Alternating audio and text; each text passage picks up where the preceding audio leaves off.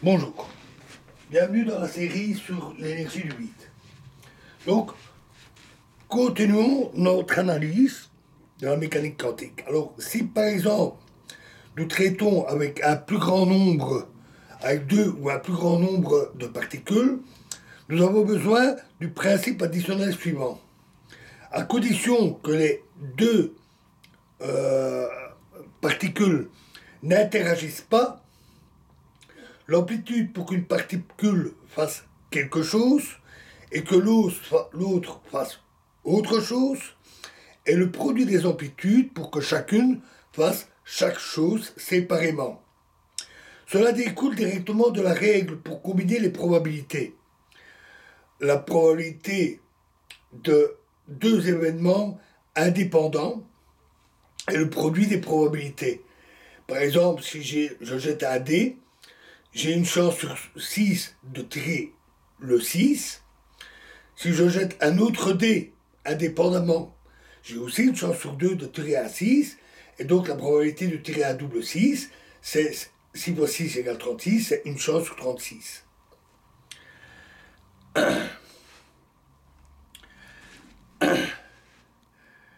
Donc, par exemple, si AS est l'amplitude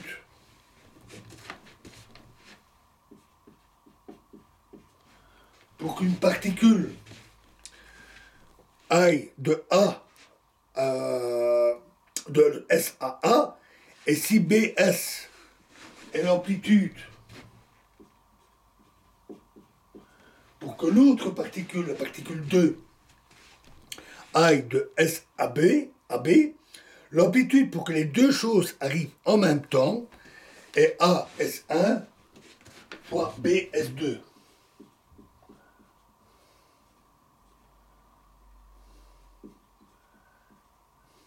J'ai rajouté un petit indice 1 et 2 pour que on sache bien de quelle particule il s'agit.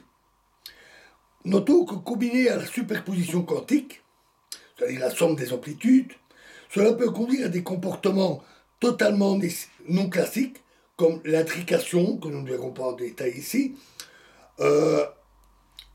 qui est différent de ce qu'on pourrait observer avec deux ondes classiques.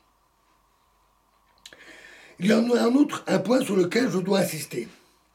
Supposons que nous ne sachions pas d'où les particules de l'expérience précédente viennent avant d'arriver au trou 1 et 2 de la première paroi. Nous pouvons encore faire une prédiction sur ce qui arrivera au-delà de la paroi, par exemple l'amplitude d'arrivée en x, à la condition que l'on nous donne deux nombres, l'amplitude d'arrivée en 1 et l'amplitude d'arrivée en 2. En d'autres termes, puisque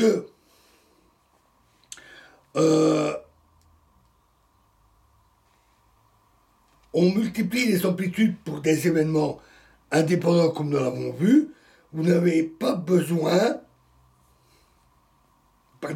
puisqu'on multiplie les amplitudes pour des événements successifs comme nous l'avons vu, vous n'avez pas besoin, pour continuer l'analyse, vous n'avez besoin que de deux nombres, dans ce cas particulier, un S et deux S.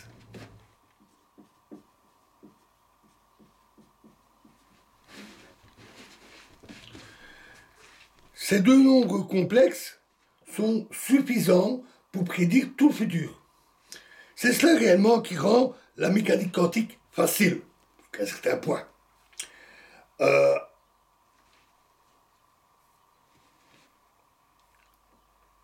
Il se trouve que c'est justement cela que l'on fait dans de nombreux exemples, en spécifiant des conditions initiales en fonction de deux ou quelques nombres. Bien sûr, ces nombres dépendent de la position de la source et éventuellement d'autres détails de l'appareillage. Mais étant donné ces deux nombres, nous n'avons pas besoin de connaître ces détails. Alors avant de continuer, je vais maintenant profiter une bonne partie je vais maintenant préciser une bonne partie du reste de la machinerie de la mécanique quantique. Presque tout découle très simplement de ce que nous venons de voir.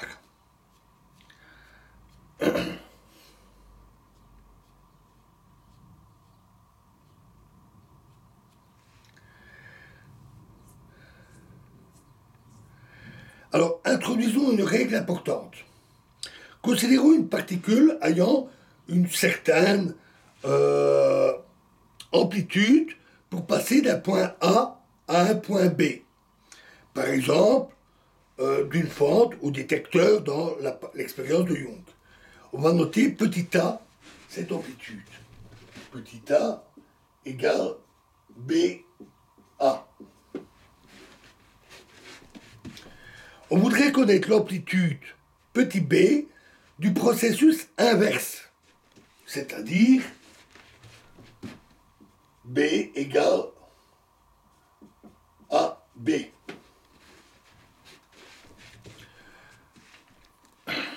Et ceci après avoir renversé le signe de la vitesse ou de toute quantité équivalente. Ce qui est équivalent au renversement du temps. T devient moins T.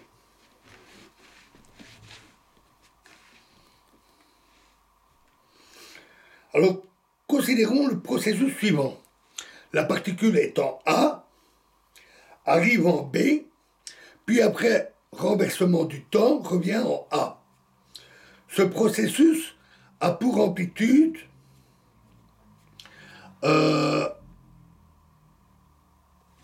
BA.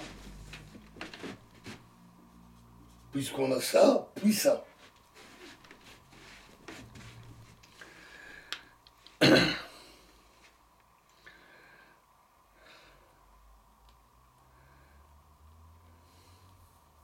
Alors,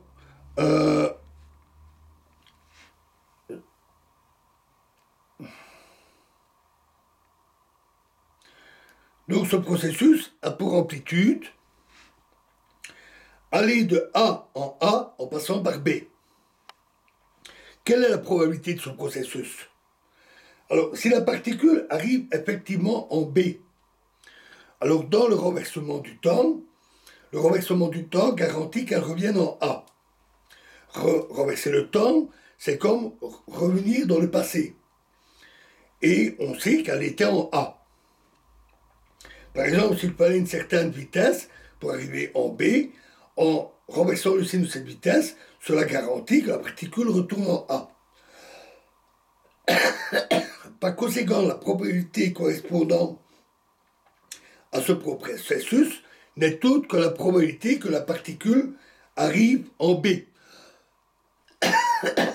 En fait, c'est pas tout à fait juste.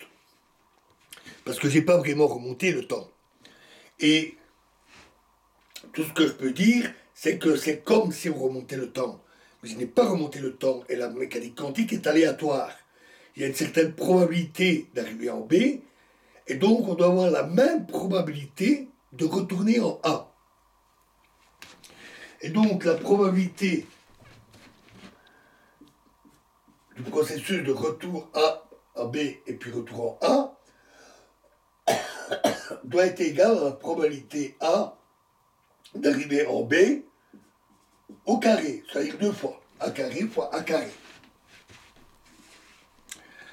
Alors maintenant, on définit une quantité, un nombre, appelé conjugué complexe. Alors, peu importe les détails techniques, on n'a pas vu le détail des nombres complexes. Retenez juste le nom, conjugué complexe, d'un nombre. Un nombre A, on définit son conjugué complexe qu'on note A avec un astérisque. A star, on peut dire. Est défini de telle manière que A star fois A est égal à A carré. C'est très pratique quand on manipule les nombres complexes. Et alors, à partir de la relation précédente, on peut alors montrer que B est égal à A astérisque. C'est-à-dire que AB, c'est BA conjugué complexe, avec cette règle de manipulation. Voilà ce qui lie un processus et le processus renversé. Voilà, et nous verrons la suite dans la prochaine vidéo et nous parlerons des états quantiques. Je vous remercie.